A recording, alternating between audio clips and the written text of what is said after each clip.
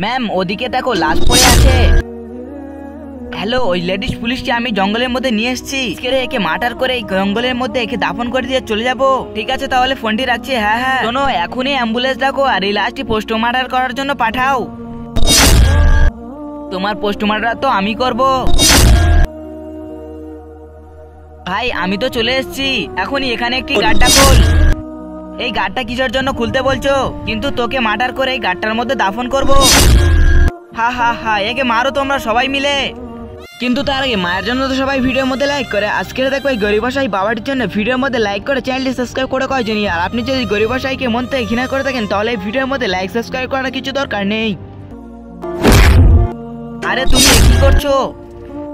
হা হা হা, সব তোর প্ল্যান আমি বুঝে গিয়েছি। তাহলে 1 ঘন্টা আগেকার কথা।